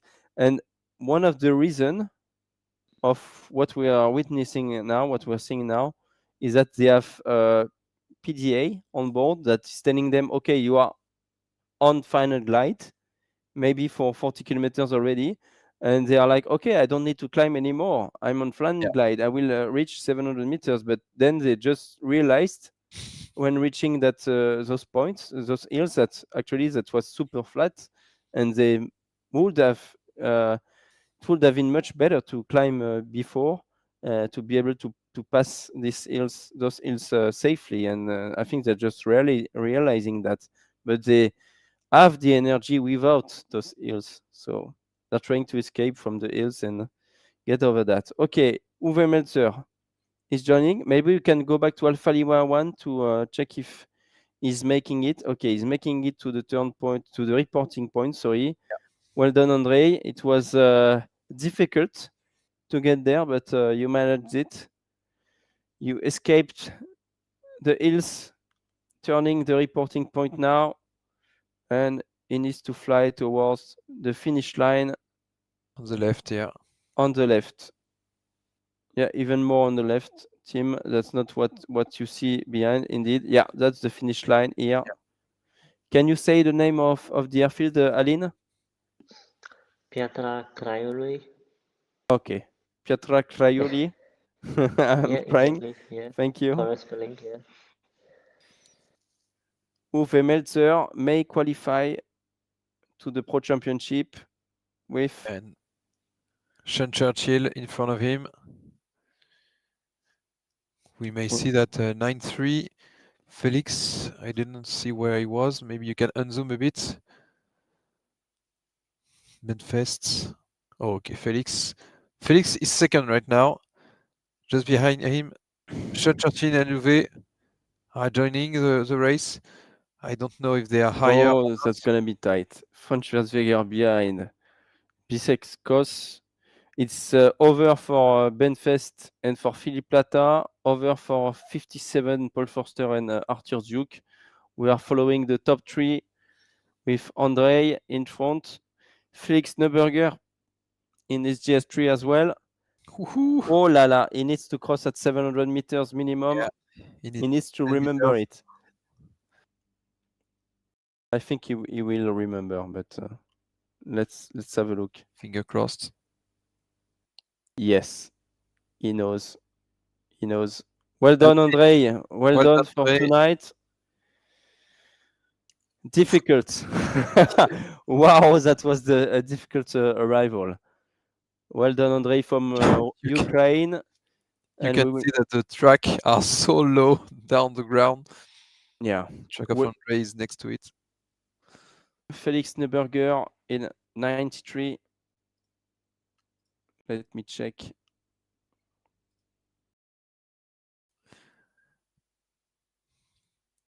Don't forget the minimum altitude. And well done, Felix from Germany in his GS3. Second place for tonight. And Sean Churchill from the UK. Very good pilot. Where is Uwe? Uwe was close just a few Uwe Meltzer. ago. Where is Uwe? Just next to him. Oh, okay. Oh, just behind. Just behind. So Sean Churchill third place tonight, and we will need to confirm that with the servers that will take place tonight at 1 a.m. tomorrow at 11 a.m. obviously, and as well we need to check the penalties for everyone, and all pilots need to upload their flight track to condor.club after their race. And if you want to register as well, you must go to condor.club or on our website virtualgliding.fai.org to register to this event. It's all free and you can fly as from tomorrow if you register now for the next race 4. We're going to fly in another continent in South America, and we're going to go to Argentina to fly the club class tomorrow. So we might expect quite some LS4 flying tomorrow for sure. Maybe Aline, you want to join tomorrow to fly in Argentina on Azul landscape. It's quite easy, a flatland landscape in the flatland terrain tomorrow. So it's going to be an easy task for most of the pilots, and same hours tomorrow at 19 UTC for the start of the server. Let's follow a few more arrival. Arthur Duke, Jean-David. Yeah, Arthur Duke is joining the others, going to the finish line. I can't remember how many pilots did cross the finish line. 7 just finished the race. So Arthur Duke will be the pilot number 8 to cross the finish line. So only the first 3 pilots scored and qualified for the Pro Championship. Maybe Tim, you can display the average speed to have an idea of what was the average speed of this server. So Alpha Lima Andri just 141 kilometers per hour. Frank 93 140.7 and Sean Churchill 140.2 kilometers per hour. What a race! What a tricky ending. Benfest arrived at the position number 9. And that's it. Paul Foster, number 57, will join the 10 first pilots to finish this race. It will be very interesting to have a look at the final ranking tomorrow, because the other server may have very different strategies. Tonight it was really quick, really fast, and I think the pilot did expect better climb rate than they had, so it was a really difficult decision and really tricky decision. Maybe the other server will be a little bit safer, will take Yeah. shorter routes to the end, and we'll see that. Maybe the Canadian pilots will catch the first 3 pilots. We'll see. Exactly. I think tonight they were a bit too aggressive, and they didn't take enough time to climb and to fly safely, especially obviously for the last leg, because on their PDA they knew that they were probably high enough for the final glide, but they needed to pass over those small hills in between turn point 4 and the reporting point. So it was not a very easy arrival for those pilots, and the key strategic point tonight was between just next to turn point 3 and those big mountain chain that we had to pass from. Aline, we're gonna give you a few words. What do you want to say, and maybe to the viewers, to invite everyone to Romania? We've had such a great race. Thanks a lot for your explanations of your country and about gliding in Romania. It was great to learn more about you as well. So thank you. We just want to let you tell us a few words. Okay. So first of all, thank you very much for choosing to fly in Romania to explore such a nice area to fly, and not only to fly.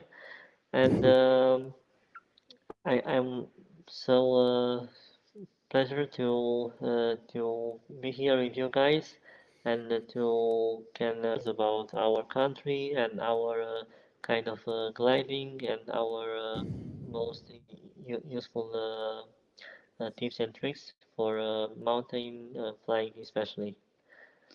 And I'm hoping that I will see a lot of people from other countries which will choose to fly in Romania, wave flying or cross country or any other stuff of flying in Romania. Thank you so much, Aline. Really, it was kind of a last minute invitation to be able to join us tonight. So thank you for uh, giving us some time together tonight to be able to talk about gliding in your country and yourself. So really, thanks a lot. Really much appreciated by the entire team.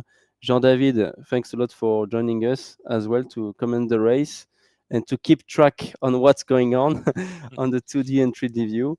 And Timothée, Sébastien, Marc, and everyone who is working on the project. Thanks a lot for this race. See you tomorrow for the next race in Argentina, club class.